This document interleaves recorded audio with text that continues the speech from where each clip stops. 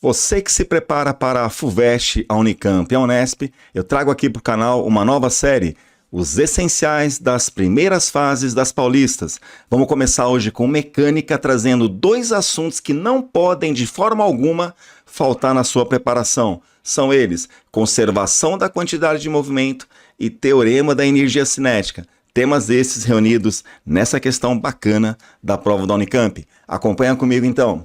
Olha só, entre dois blocos de madeira em repouso sobre um piso horizontal, há uma pequena carga explosiva.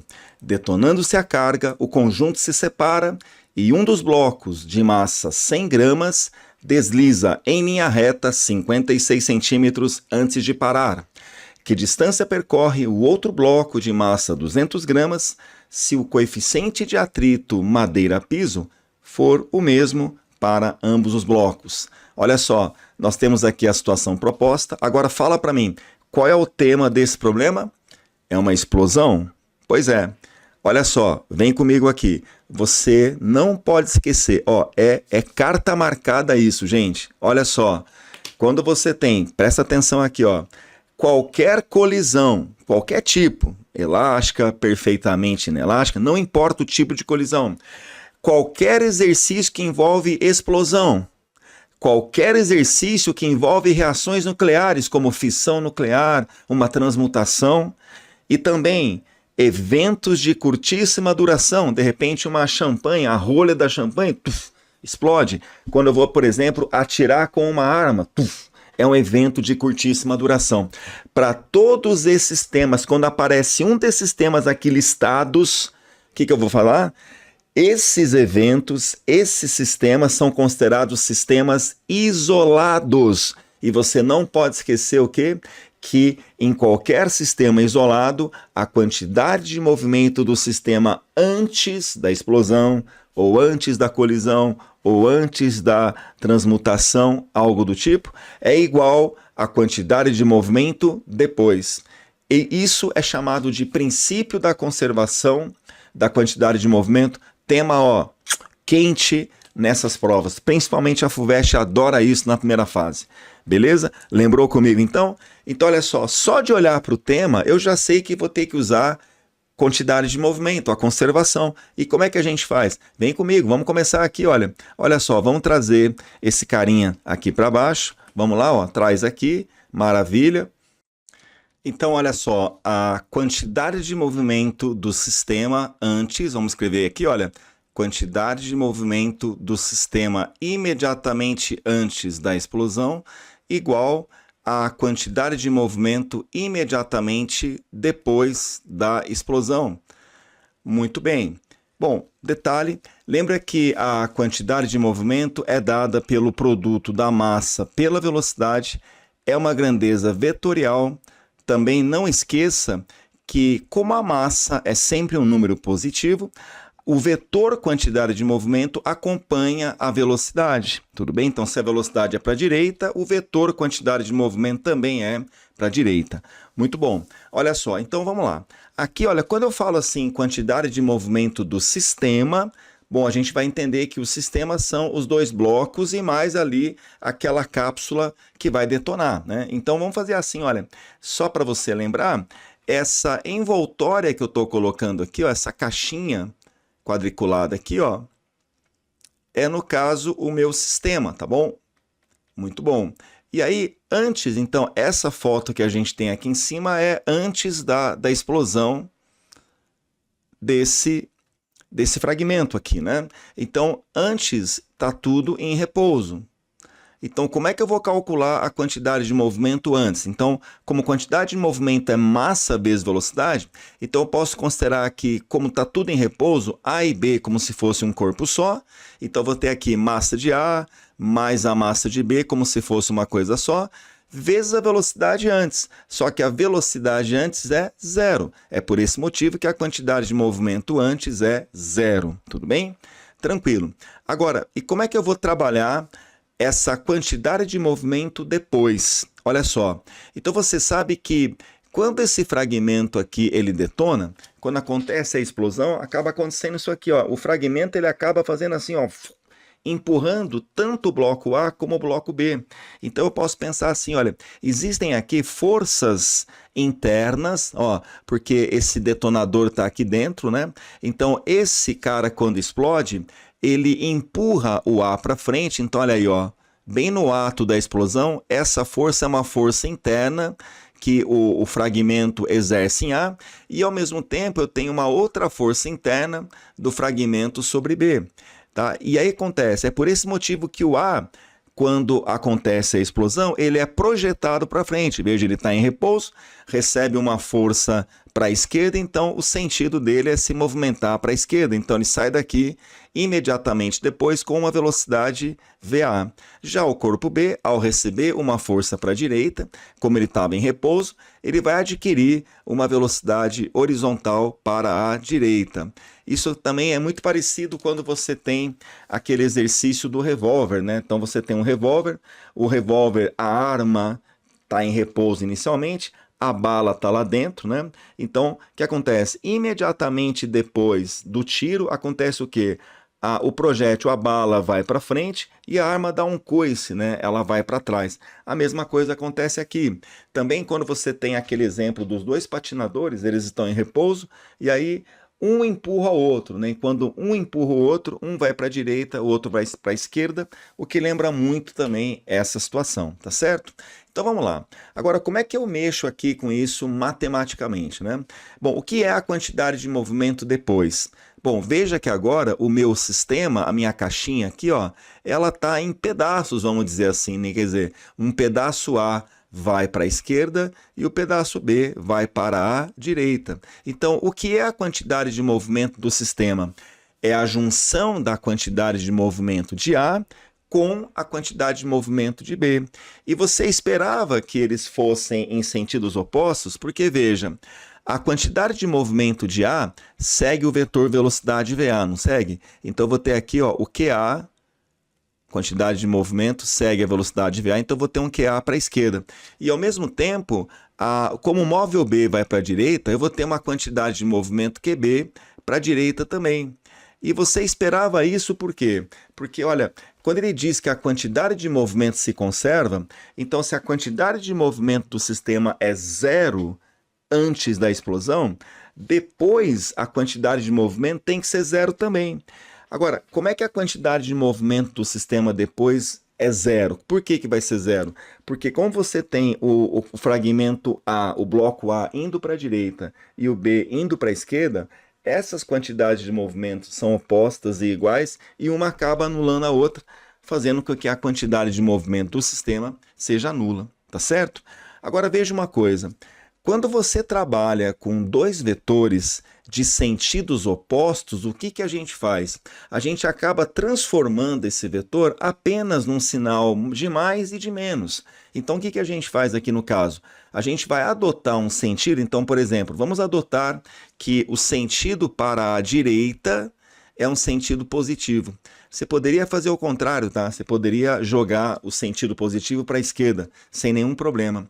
Então, veja, quando eu for calcular a quantidade de movimento de B, vai ser o quê? Não vai ser a massa, olha lá, a quantidade de movimento de B é o quê? É a massa de B vezes a velocidade de B. Só que a velocidade de B, ela vai entrar com que sinal? Veja que a velocidade de B está a favor da nossa orientação, portanto vai entrar positivo. Então aqui vai ficar mais VB, tá?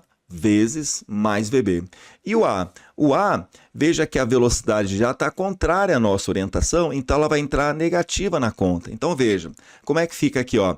Quantidade de movimento depois é a junção da quantidade de movimento de A, do bloco A, com a quantidade de movimento de B.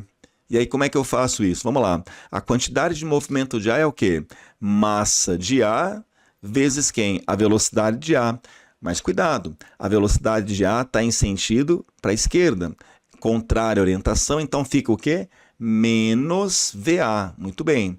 Mais quantidade de movimento de B é a massa de B vezes a velocidade de B, que nesse caso é positiva porque está a favor, então VB aqui positivo, tá certo?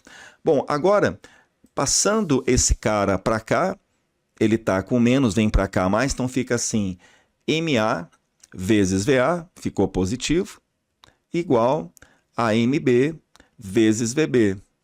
E, portanto, vamos lá, a massa de A é 100 gramas, pode deixar em grama, porque você nota que do outro lado também está em grama, tá bom? Não precisa passar para aquilo nesse caso. A velocidade VA eu não sei o módulo dela, massa de B 200 gramas, vezes a velocidade de B, VB. Vamos cortar aqui a unidade de grama, vamos cortar 2 zeros, e aí você tem que 1 vezes VA dá VA, isso é igual a 2 vezes VB. Veja que há um resultado que era esperado, né? Porque como eles iniciam em repouso e o A ele é mais leve porque ele tem a metade da massa do B, então é claro que o corpo mais leve vai adquirir maior velocidade, ao passo que o B, que tem o dobro da massa, vai adquirir menor velocidade, metade para ser mais exato. Tudo bem? Tranquilo até aí? Então essa é a nossa primeira parte que envolve o tema conservação da quantidade de movimento. Só que ele está pedindo o seguinte, ele quer saber qual é o deslocamento do bloco B, tá certo? Depois da explosão. Então, para a gente ver esse deslocamento, a gente vai ter que analisar agora a parte da cinemática, tá certo? Então, veja, o que está acontecendo? Então, pega lá para mim o bloco A, vamos colocar ele aqui, ó. Ó, o bloco A. Eu vou começar pelo bloco A porque ele disse no texto que o bloco A, ele desliza até parar, percorrendo 56 centímetros. Então, olha só, imediatamente depois da explosão, o corpo A ele vai para a esquerda com uma velocidade inicial VA, eu não sei o valor, mas eu sei que é o dobro de VB, tudo bem. E ele vai, e por conta do atrito, ele vai escorregando e vai parando. Então, quando ele percorrer 56 centímetros, ele para. Então, está aqui, ó, a velocidade final do bloco A é 0, é conhecida. E aí, os 56 centímetros seria o espaço percorrido, que é o famoso ΔS, né? Vamos colocar aqui, o ΔS de A é 56 centímetros. Bom, só que ele está querendo que você descubra o deslocamento de B. Eu já vou aproveitar e colocar aqui para vocês o outro movimento. Vamos comparar A com B. Então, vamos colocar aqui o B. Olha só o bloco B aqui do lado. Muito bem. E imediatamente depois da explosão, ele vai sair com uma velocidade inicial VB, né? Vamos colocar aqui, ó. VB é a velocidade dele. E por conta do atrito, ele vai dizer que o coeficiente de atrito aqui é o mesmo que o bloco A sofre ali, é o mesmo piso, né? Então, o bloco B ele vai parar aqui na frente, né? O bloco B vai parar também aqui. E ele quer saber, então, a velocidade final de B também é 0. Só que aí ele pergunta qual é o deslocamento de B. Bom, a gente já sabe que esse deslocamento de B vai ser menor, porque você nota que a velocidade de A é o dobro da de B. Então, o B, como ele sai mais devagar, vamos dizer assim, ele vai percorrer um espaço menor até parar. Então, vou até fazer assim, ó, deixar um espacinho mais curto aqui. Então, e ele quer saber, olha, quantos metros ele vai parar, né? Ou seja, ele quer saber o ΔSB. Olha, gente, dá uma vontade de usar uma lógica, mas que é bastante perigosa, mas eu vou falar para você, olha, muita gente pode estar pensando que a questão é tranquila, porque de repente pensou assim, olha, ô professor, como a velocidade de A é o dobro da de B, vamos colocar aqui 2VB? Vamos colocar. Então, professor, olha, não fica fácil, ó, porque ó, se com o dobro da velocidade ele percorreu 56 centímetros, então quando ele tiver metade dessa velocidade, por que não dizer que ele vai percorrer metade do espaço, 28 centímetros? Por que não dizer isso? Está errado, professor, eu afirmar isso? Está. E pior que para esse raciocínio errado, como sempre, tem uma alternativa que é pegadinha ali, né, pessoal? Então, isso não está certo, a gente tem que tomar cuidado, porque a gente vai analisar agora a cinemática e a dinâmica envolvida aqui, tá bom? Bom, e agora, quando você vai analisar, primeiro, a gente sabe que o bloco ele está desacelerando, evidentemente, por conta de uma força. E essa força você sabe bem que é o atrito. Então veja, eu vou aqui representar, tanto faz pegar o A ou o B, tá? Então, olha só, vamos pegar o bloco A, vamos pensar que ele está aqui no meio do caminho, tá? E aí eu vou pedir para você pensar quais são as forças que atuam no bloco A quando ele está passando aqui, né? Vamos lá? Então você vai ter aqui, ó, você tem a força de atrito, então ele escorrega para frente, o atrito é contrário ao deslizamento, então eu vou ter a força de atrito para cá, força de atrito em A, eu vou ter a força peso, vertical para baixo, e também a normal de compressão da superfície aqui. Nesse caso, como não tem movimentação vertical, porque o bloco A ele vai assim, ó, ele vai liso, ele não fica saltitando, né? Então, como ele não tem movimentação vertical, a normal anula, né? A normal é igual à intensidade do peso. E aí, veja que a força resultante no bloquinho é a FAT. E veja que a FAT ela é voltada para a direita porque ela provoca aí uma desaceleração também para a direita, o que explica o fato do bloco parar. Tranquilo. Agora, o que eu preciso fazer para conseguir achar o ΔS de B? Bom, eu estou fazendo aqui com A porque a gente conhece o deslocamento dele e a gente vai tentar trabalhar alguma coisa, tá? Mas a mesma ideia eu vou aplicar aqui para o B, né? Eu vou ter também uma força de atrito em B que vai fazer ele parar. Bom, então eu tenho que relacionar a força de atrito. O que mais que eu estou relacionando aqui? Nós conhecemos as velocidades finais, ambos vão parar. O V final é zero. E a gente pode não conhecer a velocidade inicial, o valor da velocidade inicial de A e B, mas conhece uma relação entre eles. A gente sabe que a velocidade de A é o dobro da de B. Então, olha só o que está acontecendo aqui. Ó, eu tenho que estudar, então, a força. O que mais? O deslocamento envolvido, que é o ΔS, a força, deslocamento, e as velocidades. Pega esses conceitos, essas palavras, essas grandezas que eu falei, ó, força, deslocamento, velocidade final e velocidade inicial. Espera um pouquinho. Força e deslocamento na mecânica. Te lembra alguma coisa? Tá? Se lembra? Deixa aqui nos comentários, tá? Lembra alguma coisa? Força e deslocamento? Lembrou? Lembra uma grandeza chamada o que mesmo? Trabalho.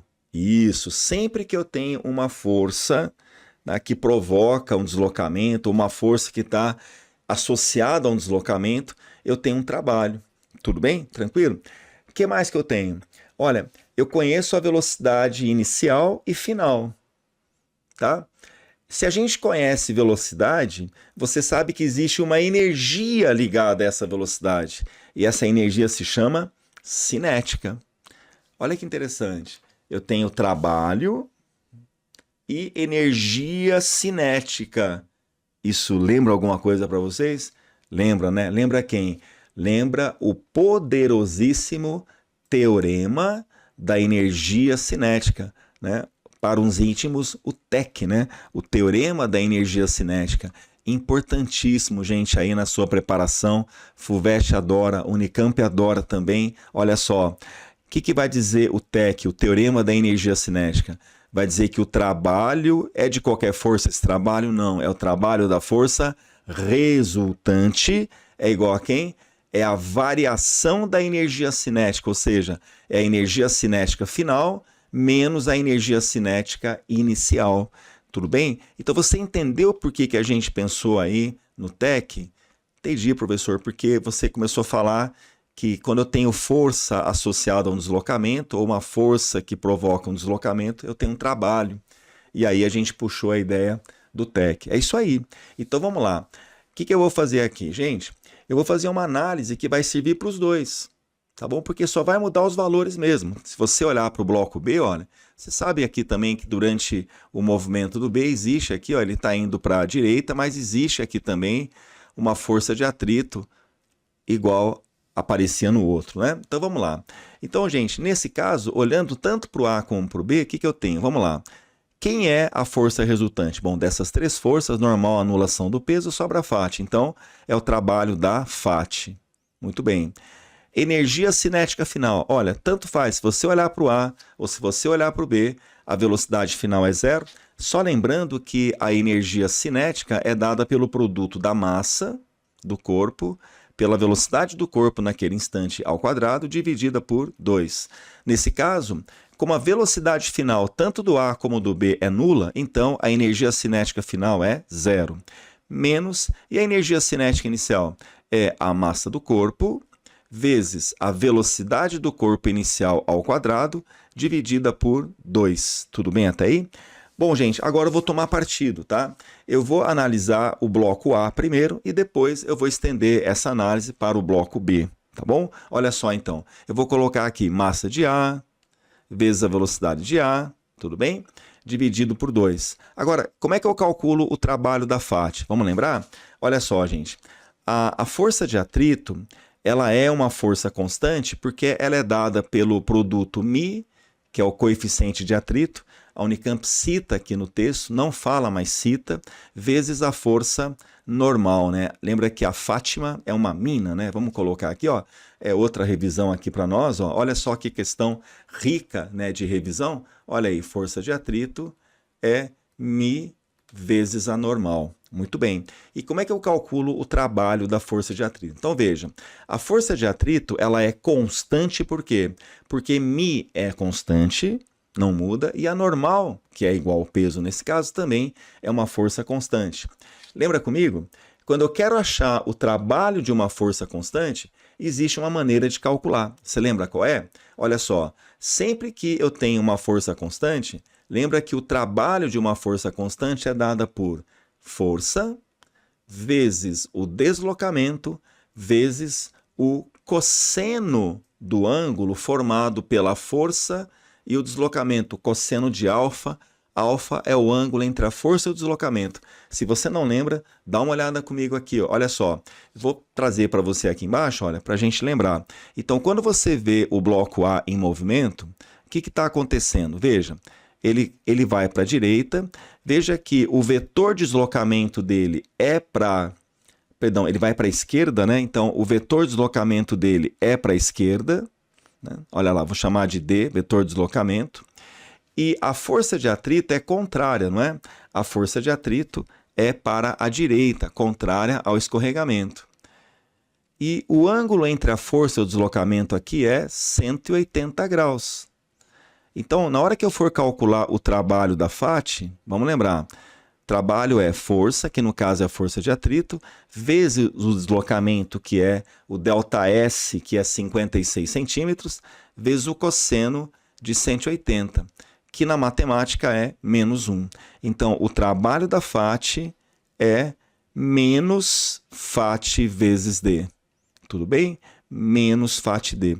Bom, eu já poderia ter adiantado para você dizendo assim, olha, sempre que eu tenho uma força oposta ao deslocamento, esse trabalho é negativo, tá bom? Menos FAT D, mas está aí a lembrança para você.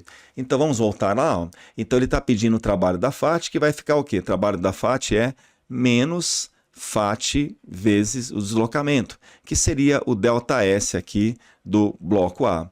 Isso é igual a 0 menos, então fica menos massa de A, velocidade de A ao quadrado, dividido por 2. Beleza. Agora, quem é a FAT, né? Lembra que a Fátima é uma mina. Olha aqui, ó, a FAT é μ vezes a normal. Então vamos lá. μ vezes a normal do bloco A, vezes o ΔS. Isso é igual a menos massa de A, velocidade de A ao quadrado, sobre 2. Beleza. Agora fica assim, ó, menos μ, a normal. Veja, a intensidade da normal, olha aqui, ó, a normal é igual ao peso, a mesma intensidade, então normal igual ao peso de A, que é massa de A vezes G, multiplicado pelo ΔS, daqui a pouco a gente coloca valores, tá? ΔS de A, que é 56 centímetros, isso é igual a menos mVA ao quadrado, dividida por 2. Veja, massa de A de um lado, massa do A do outro, corta, tá bom? Então, o que vai ficar aqui como resultado? Veja, o resultado que você obtém é, bom, menos de um lado, ó, menos de um lado, menos do outro. Então, vamos cortar também, fica positivo. Então, ficou assim, olha, que o ΔS eu vou isolar o ΔS porque é ele que eu quero achar depois, tá? O ΔS é igual, no caso, o ΔS de A, ele é igual, menos com menos fica mais, VA ao quadrado, sobre 2 vezes G, vezes o Mi, né? 2 vezes MiG, vamos colocar assim, né? 2 vezes MiG. Esse é o ΔS de A. Bom, se você fizesse para o B, o ΔS de B, você ia fazer as mesmas coisas, só que não precisa repetir. Ia ficar como? Velocidade de B ao quadrado dividido por 2 vezes Mi vezes G. Tudo bem até aí? Tranquilo? Muito bem. Então, o que eu posso fazer agora? Olha só, veja que são duas expressões parecidíssimas, com elementos iguais. Por exemplo, 2 aqui, o Mi e o G são elementos iguais. Então, o que a gente pode fazer? Olha só, a gente pode aqui no caso estabelecer uma relação. Assim, olha, veja, aqui no caso eu posso escrever assim, ó, deixa eu só apagar isso aqui, ó, para criar mais espaço. Então, olha só, o que a gente pode fazer aqui no caso, ó. Aqui, ó, eu posso fazer assim, ó. Eu posso, por exemplo, dividir uma equação pela outra, tá? E aí vai cortar o 2μg, ou então você pode pegar o 2μg, que é igual para os dois, e isolar aqui, ó. Então o 2μg vai ficar como sendo VA quadrado dividido por ΔSA, e aqui também, ó, o 2μg, se você isolar, ó, multiplica em cruz aqui, né? Ele sobe, o ΔSB vai descer, tá vendo? Ó? E o VB quadrado fica em cima. E aí, como esses dois são iguais, então na hora que eu igualo os dois, ó, 2μg é igual a 2μg, então eu posso falar aqui VA ao quadrado dividido por ΔSA é igual a VB quadrado por ΔSB. Tudo bem? Olha só então. Quem é o VA quadrado, quem é o VB quadrado? Lembra? Lá da relação da conservação da quantidade de movimento, a gente havia calculado que VA é o dobro de VB. Vamos lá então? VA, ó, é 2 vezes VB. Só que isso vai ao quadrado, olha só. Bonito, né? Dividido por ΔSA, vamos deixar por enquanto ΔSA, isso é igual a VB ao quadrado dividido por ΔSB. Cuidado, ó, 2 ao quadrado é 4, VB quadrado sobre ΔSA igual VB quadrado sobre ΔSB. Bom, VB quadrado corta, multiplicando aqui em cruz, conclusão que você chega, que o ΔSA igual a 4 vezes o ΔSB. Como ele disse que o ΔSA é 56 centímetros, então podemos agora descobrir o ΔSB. Então vai ficar 56 dividido por 4, isso vai ficar, no caso aí, 14 centímetros, né? 56 por 4, 14 centímetros. E assim você descobre o deslocamento de B. Tá legal? Bacana? Eu fiz aqui o passo a passo com as contas, mas sendo a prova teste, a gente pode tentar abreviar a solução. Veja só, nesse momento aqui que você percebeu que tinha que usar o TEC, você percebeu que a velocidade de A vai com um quadrado, tá certo? Então, o que isso significa? Veja, então quando você obteve essa expressão aqui, ó, vamos lá, ó, quando você obteve esse resultado, que o ΔS era VA ao quadrado dividido por 2μg, eu já poderia ter feito assim, olha só. Ó, o ΔS ele é diretamente proporcional com o quadrado da velocidade.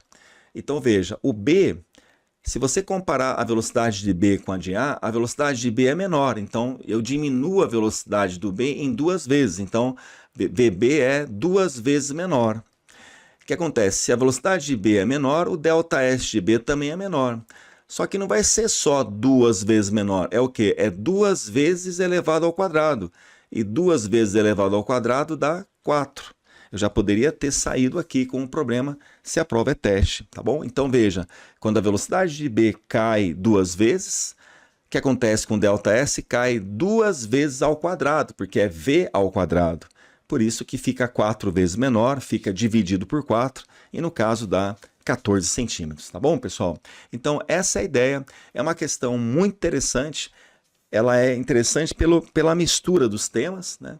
E ajuda a você lembrar também aí a questão do atrito, né? A questão do teorema da energia cinética, tá bom? Eu espero que você tenha gostado e espero você também nos próximos vídeos. A gente vai ter mais exercícios aí na nossa série sobre os essenciais da primeira fase. Muito obrigado, até a próxima.